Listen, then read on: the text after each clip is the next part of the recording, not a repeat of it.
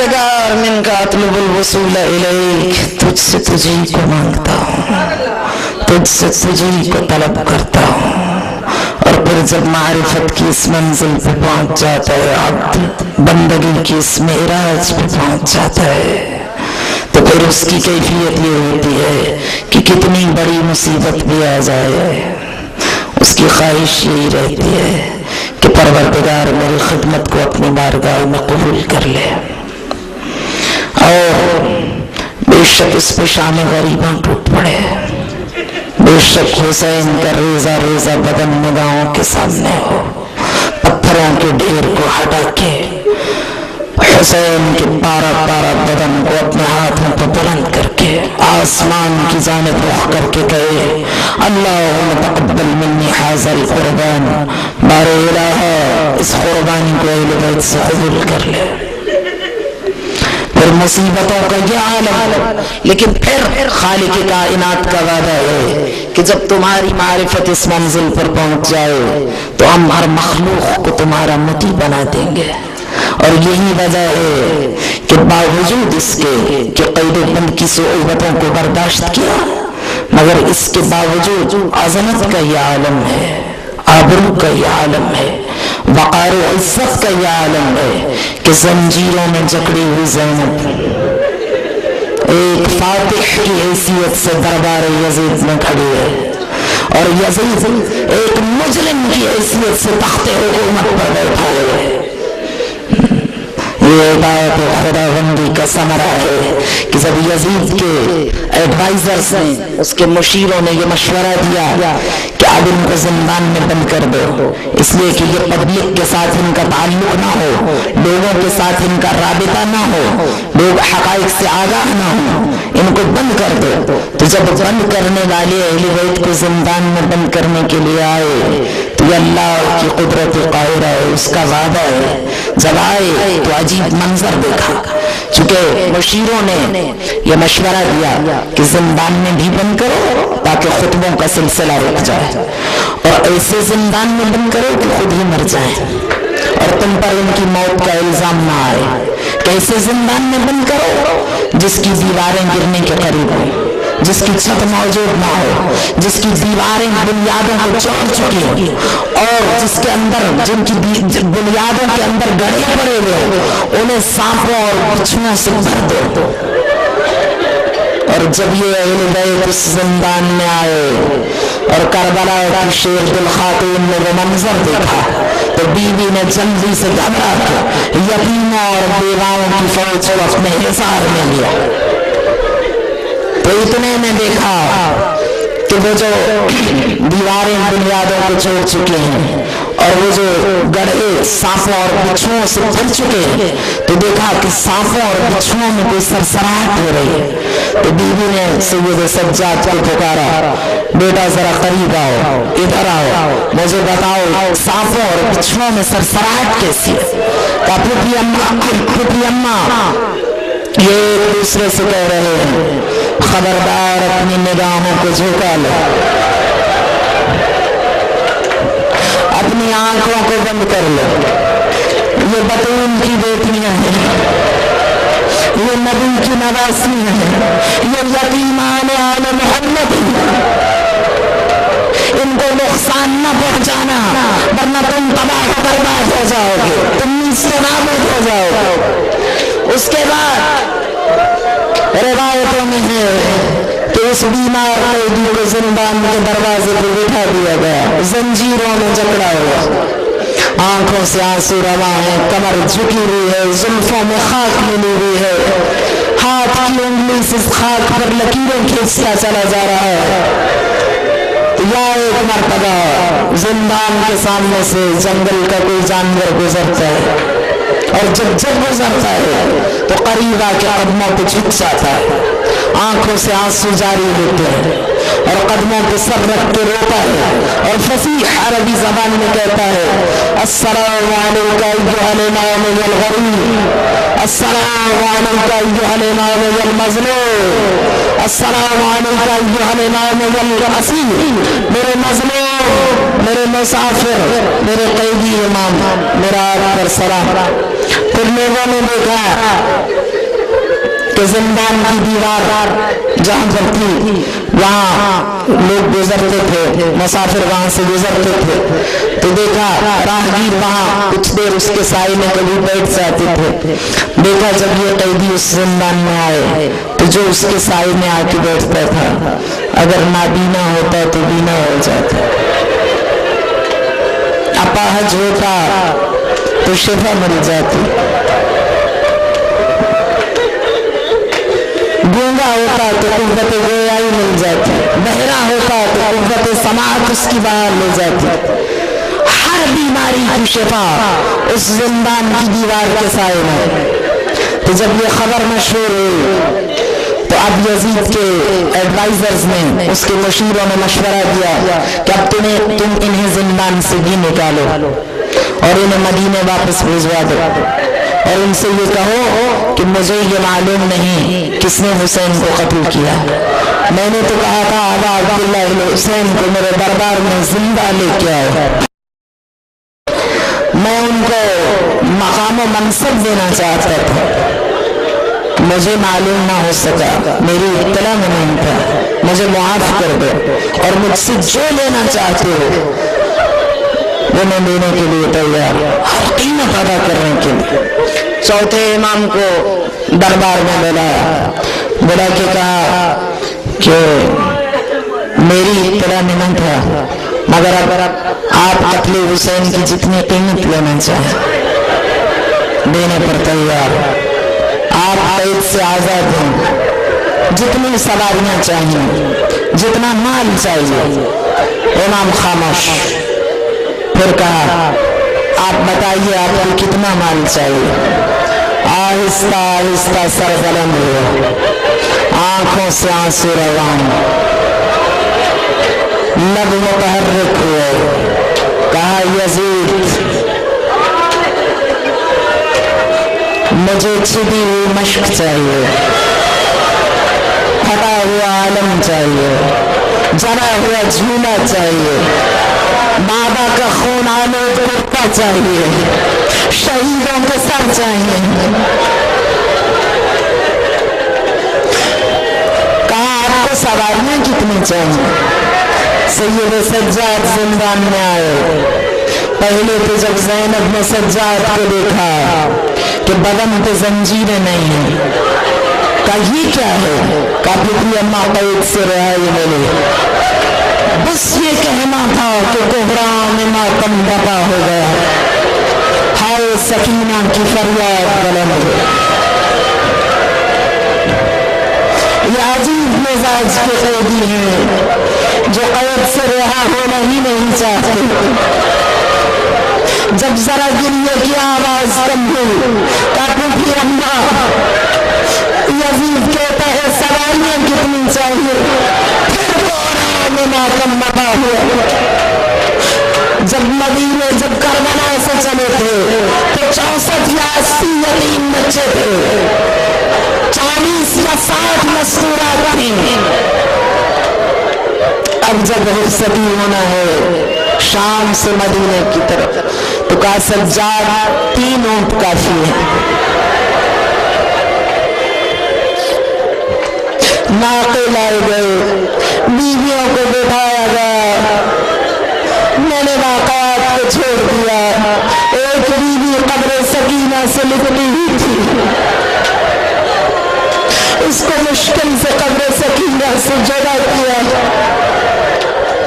قافلہ روانہ ہوا، یا ایک مرتبہ آواز زینب بلند ہوئی سجاد قافلے کا رخ کربلا کی جانب موڑ کر، زینب پہلے زیارت حسین کے لیے جائے گی، قافلے کا رخ کربلا کی جانب موڑ دیا، مگر مشیت الہی کو کچھ اور ہی منظور تھا۔ اس سے پہلے کہ زینب حسین کی زیارت کرے، خدا کی بارگاہ میں ظاہر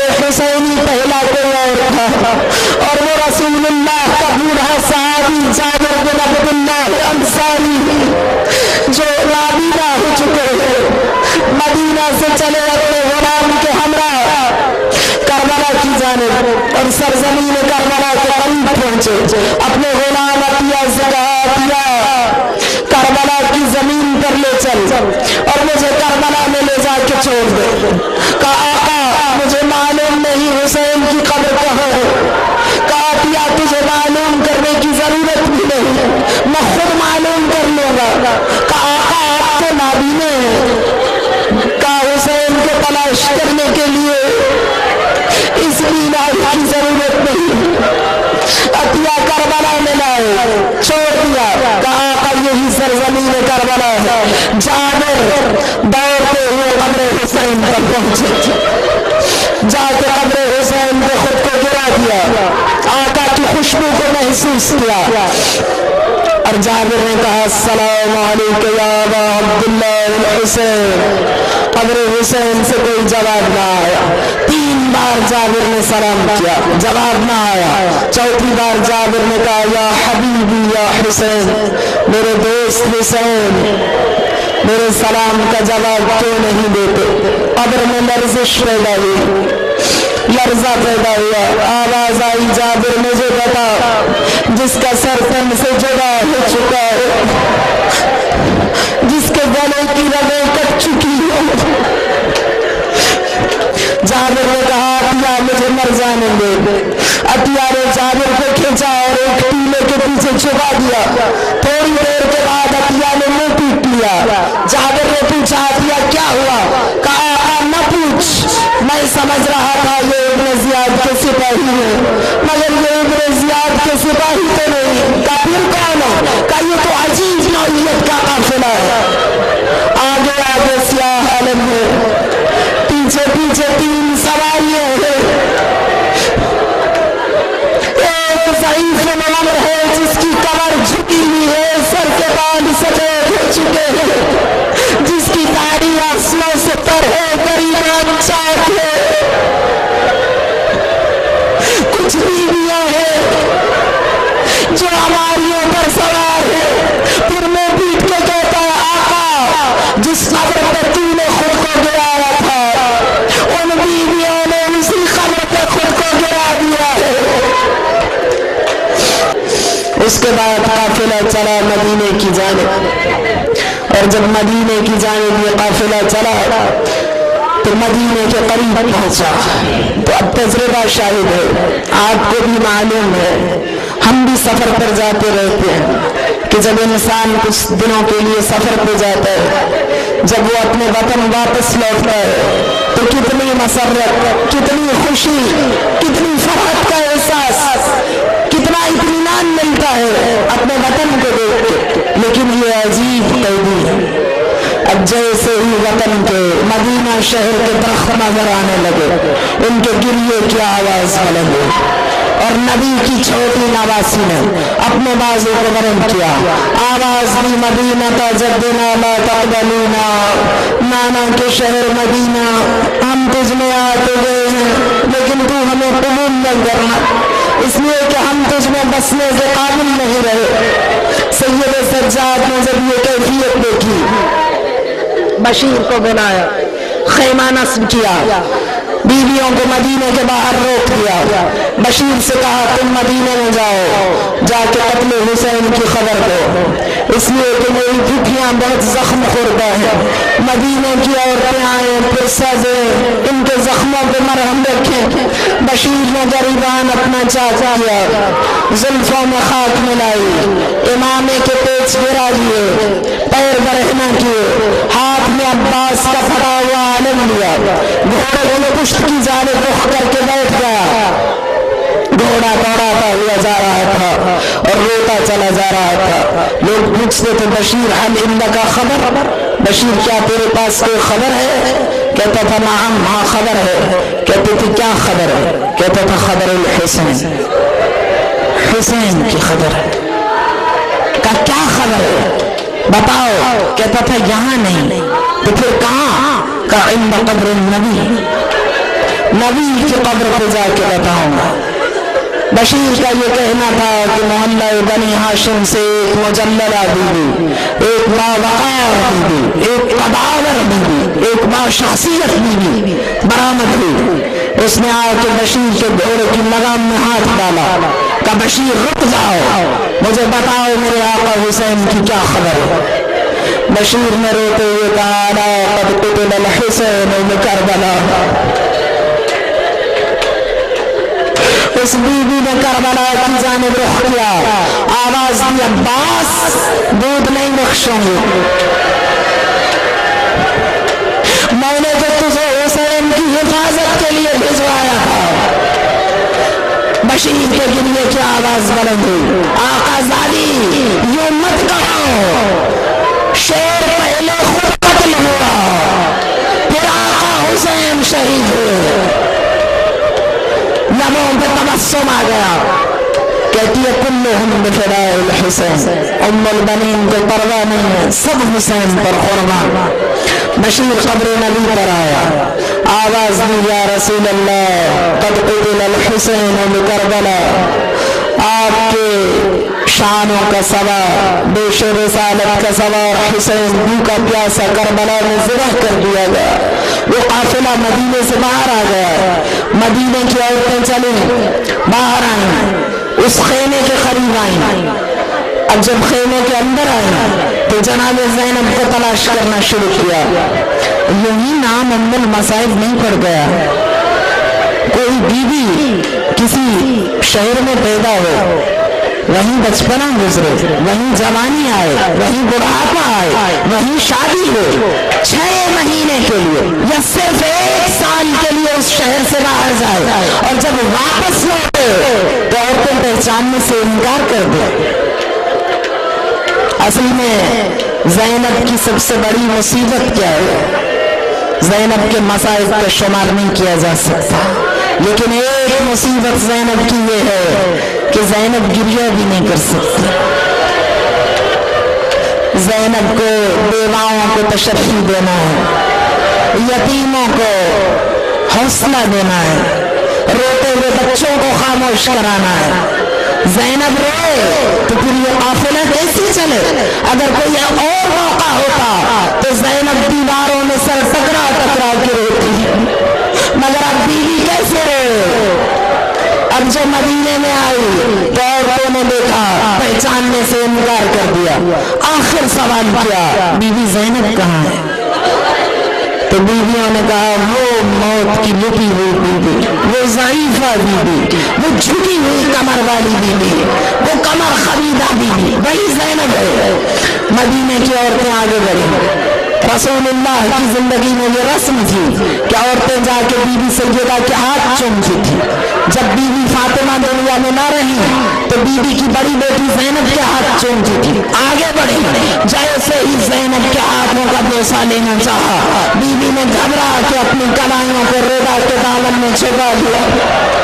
مدینے کی عورتوں نے حیران ہو کے پوچھا بی بی پہلے تو ہم تیرے ہاتھوں کا بوسہ لیتی تھی، تو ہمیں بوسہ لینے دیتی تھی، ہاتھوں کو چھپاتی نہیں تھی، آج تو نے اپنے ہاتھوں کو کیوں چھپا لیا؟ کہا مدینے کی عورتوں، بھائی کی شہادت کے بعد امت نے میری کچھ ایسی پذیرائی کی کہ میری کلائیوں پر اس کے نشانات باقی ہو گئے۔ اس کے بعد بی بی آئی روضہ رسول پر، زینب کا روضہ رسول پر مرود عجیب ہے۔ روایتیں کہتی ہیں کہ جب بی بی روضہ رسول سے آئی، خود کو آ کے بی بی نے اونٹنی سے نیچے گرا دیا۔ سید سجاد آگے بڑھے، بازو تھام کے بلند کرنا چاہا، کہا بیٹا رک جاؤ۔ زینب نے بہت چل لیا، اب زینب میں چلنے کی طاقت نہیں، اور پھر گھٹنوں اور کوہنیوں کے بل چلتی ہوئی روضہ رسول پہ آ کے قبر نبی سے لپٹ گئی۔ بڑی دیر ایک جملہ کہا، آہستہ آہستہ سر کو بلند کیا، مانا زینب نے بہت خطبے دیے، اب زینب میں بات کرنے کی طاقت نہیں، زینب میں بولنے کی ہمت نہیں، مانا صرف ایک بات کہنا چاہتی ہوں، مانا میں نے یزید ایسا شقی القلب پتھر دل انسان نہیں دیکھا، نانا جب میں زنجیروں میں جکڑی ہوئی دربار میں پیش کی گئی تو اس شراب کے نشے میں مستی یزید بیٹھا ہوا تھا اور تیرے حسین کا کٹا ہوا سر پشت میں تھا. نانا یزید حسین کے لبوں پر چھڑی مارتا تھا، لب پھٹ جاتے تھے، خون کا فوارہ لبوں سے جاری ہوتا تھا. تو یزید کہتا تھا کیف الضرب یا حسین، حسین تو نے میری چوٹ کو کیسا پایا ہے؟ نانا پھر وہ چھڑی حسین کے دانتوں پر مارتا تھا، کہتا تھا حسین تیرے دانت کتنے خوبصورت تھے. پھر وہ حسین کی کٹی ہوئی لبوں پر چھڑی مارتا تھا، آواز دیتا تھا حسین کیا یہ اسی گلے کی لگے ہے جس کا بوسہ رسول اللہ دیتے تھے؟ پھر بیوی نے اپنی رضا کے دامن میں ہاتھ ڈالا، ایک خون آلود کرتا نکالا، اس کو قبر نبی پہ رکھ دیا. نانا میری مظلومیت کی گواہی کے لیے یہی کافی ہے. اس کے بعد بی بی عبداللہ کے گھر میں آئی، آ کے بی بی اور محمد کے حجرے کے دروازے کی دہلیز میں بیٹھ کے رونے لگی. تھوڑی دیر کے بعد عبداللہ مسجد سے آئے، دیکھا ایک مسافرہ بیوی بیٹھی رو رہی ہے، موت کی مٹی ہوئی بیوی. عبداللہ نے آواز دی اے مسافرہ بیوی تو یہاں بیٹھی کیوں رو رہی ہے؟ ضعیفہ بیوی یہ گھر تو آقا زادی زینب کا گھر ہے. یہ سننا تھا کہ بیوی نے رضا کا دامن چہرے سے ہٹا دیا. کہا عبداللہ اب تو بھی نہیں پہچانتا؟ عبداللہ مجھے پہچان میں زینب ہوں. عبداللہ نے ہاتھ جوڑ دیے، کہا آقا زادی مجھے آپ سے کچھ عرض کرنا ہے، مجھے آپ سے کچھ پوچھنا ہے. ہر کربلا سے آنے والے نے بتایا مگر مجھے یقین نہیں آیا. بیوی مجھے کربلا سے آنے والے بتاتے رہے زینب و محمد کے لاشوں پر روئی نہیں. بیوی کیا یہ سچ ہے؟ کہا عبداللہ یہ سچ ہے. کہا بیوی کیا آپ کو اپنے بچوں سے محبت نہ تھی؟ بس یہ کہنا تھا کہ زینب کی فریاد نکلی، چیخ بلند ہو. کہا عبداللہ تو نے انصاف نہیں کیا. کیا دنیا میں کوئی ماں ایسی ہے جسے اپنے بچوں سے محبت نہ ہو؟ کبھی بھی پھر آپ نے حجرے کا تالا دروازہ کیوں نہیں کھولا؟ آپ اندر کیوں نہیں گئی اور محمد کے حجرے میں؟ پھر فریاد بلند ہوئی، پھر زینب کی چیخ نکلی، ضبط کے بلند ٹوٹ گئے، بلند آواز میں رونا شروع کیا. عبداللہ تو نے ایک بار پھر انصاف نہیں کیا. زینب اور محمد کے حجرے میں کیسے جائے؟ زینب ماہر کلیجہ پھٹ جائے گا، اپنے بچوں کی خالی مسجد دیکھے گی، برداشت نہیں کر پائے گی. بعض روایتوں میں ہے کہ قبر رسول سے جب بیویاں چلی تو مرقد زہرا پہ آئی، قبر زہرا پہ کوہرام میں ماتم بنا ہوا، کسی کو کسی کا ہوش نہ رہا. اتنا ماتم ہوا، اتنا گریہ ہوا کہ کچھ خبر نہ رہی. جب بیویوں کو ہوش آیا تو دیکھا زینب قبر زہرا پہ موجود نہیں ہے. زینب کو تلاش کیا، دیکھا دور ایک گوشے میں بی بی الگ بیٹھی ہے. قریب گئی، جا کے آواز دی بی بی آؤ اپنی ماں کو قرصہ دو. زینب خاموش. بی بی کیا اپنی ماں سے ملاقات نہیں کرے گی؟ بی بی کیا فاطمہ زہرا کو قرصہ نہ دے گی؟ بی بی نے پھر سر کو بلند کیا، ہاتھ جوڑ دیے، کہا مدینے کی عورتیں تم سب یہاں سے چلی جاؤ، زینب کو اکیلا چھوڑ دو.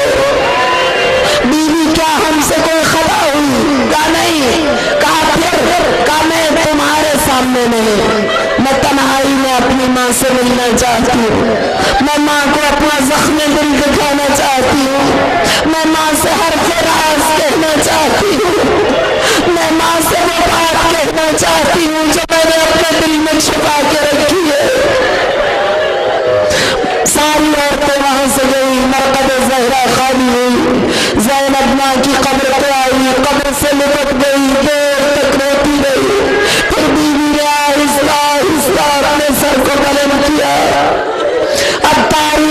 گوش پر آواز ہوئی، کون سا حرف راز ہے جو زینب ماں سے کہنے والی ہے؟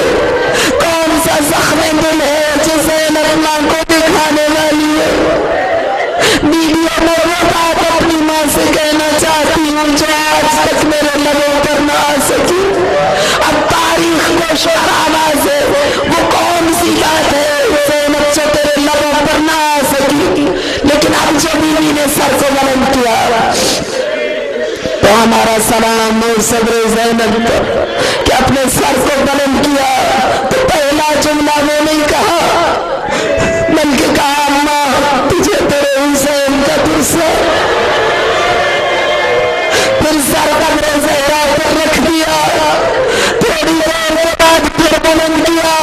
شاید اب زینب حرف راز کہنا چاہتی ہے، شاید اب ہمیں دل کا زخم دکھانا چاہتی ہے، مگر اب جو سر کو بلند کیا تو کہتی اماں تجھے تیرے عباس کا ترس ہے، اماں تیرے شیر عباس کے بازو کٹ گئے مہر خیرات کر۔ پھر سر رکھ دیا قبر زہرا پر، تھوڑی دیر کے بعد پھر بلند کیا، کہتی اماں تجھے تیرے کڑی الزمان علی اکبر کا ترس ہے۔ پھر سر کو بلند کیا، اماں تجھے تیرے قاسم کا ترس ہے۔ پھر بلند کیا، اماں تجھے تیرے ششماہ علی اصغر کا ترس ہے، 6 مہینے کے صغیر کا ترس ہے۔ پھر قبر زہرا پر سر رکھ دیا، روتی رہی، شام ڈھل گئی، پھر سر کو بلند کیا۔ شاید زینب اب زخم دل دکھانا چاہتی ہے، شاید اب حرف راز کہنا چاہتی ہے، شاید زینب کے لبوں پہ اب وہ مرثیہ آ جائے، مگر ہمارا سلام ہو صبر زینب پر۔ سر کو بلند کیا، کہتی ہے اماں تجھے تیرے 72 شہیدوں کا ترس ہے۔ اور پھر زینب چلی قبر زہرا سے، چند قدم کے فاصلے پر پہنچی، یا ایک مرتبہ کوئی خیال دل میں آیا، بی بی لوٹی آ کے ماں کی قبر پر گر گئی، خود کو گرا دیا، شدت سے روئی، پھر سر کو بلند کیا، اپنے رخساروں کو قبر زہرا سے ملتی رہی، پھر آواز دی اماں میں نے تو تجھے تیرے 72 شہیدوں کا ترسا دے دیا۔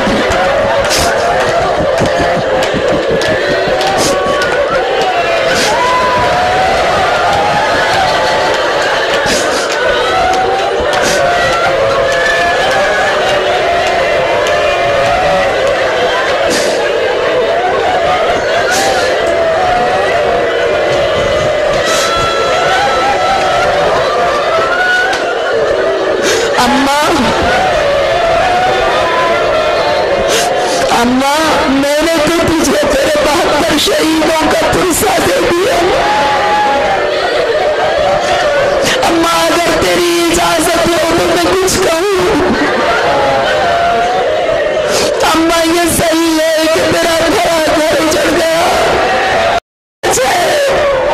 کہ تیرا بڑا گھر اجڑ گیا، لیکن اماں مجھے اجازت ہے کہ ایک سچ میں بیان کرو۔ اماں یہ صحیح ہے کہ تیرا بڑا گھر اجڑ گیا، لیکن باقی زینب کے پاس بھی کچھ نہیں بچا۔ اماں زینب کے کلیجے میں آگ لگی ہے، 1 سال گزر گیا، زینب کو زمین پہ ماں کہنے والا کوئی باقی نہیں بچا۔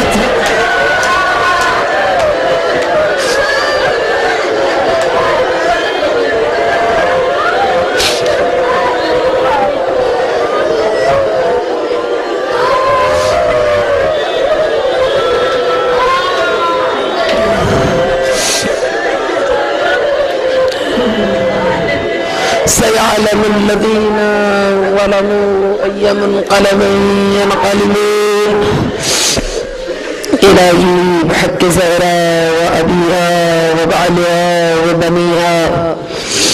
ہماری تمام خطاؤں، غلطیوں اور لغزشوں سے عفو درگزر فرما۔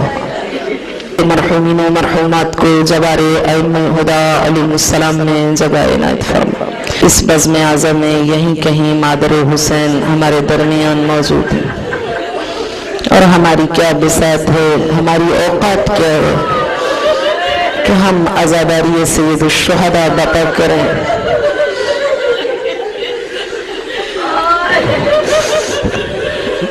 ویسے بھی اب ایام عزا اپنے آخری مراحل کو پہنچ رہے ہیں، اور ہمارا سلام ہو کربلا کے اس عزادار پر جو 1-2 مہینے نہیں بقا علی بن الحسین علی ابی 40 سنہ 40 سال تک اپنے بابا پر روتا رہا۔ تو ہماری عزاداری کیا ہے؟ بس خدا بند متعال ہماری اس محدود سی محبت کو اپنی بارگاہ میں شرف قبولیت سے ہمکنار فرمائے، اور صاحب عزا جو یقیناً ہمارے درمیان موجود ہیں، خدا بند متعال ان کے قلب مطہر کو ہم سے راضی و خوشنود فرمائے۔ یوسف زہرا کے جمال جہاں آرہ سے ان سب کی آنکھوں کو منور فرمائے، عالم اسلام کا بول بالا فرمائے، مسلمانوں کے مشترکہ دشمن کو نیست و نابود فرمائے، انقلاب اسلامی ایران کی حفاظت فرمائے، اور علماء کرام مراجع اعظام کو حفظ فرمائے، ہمیں ان کے علمی فیوزات و برکات سے بہرور ہونے کی توفیق عنایت فرمائے، ہمارے بچوں کو راہ خیر پر گامزن ہونے کی توفیق عنایت فرمائے۔ خدا بند متعال نے جو ہدایت خاصہ اس قوم کو عطا کی ہے، اس کے فیوزات سے بہرور ہونے کی ہم سب کو توفیق عنایت فرمائے۔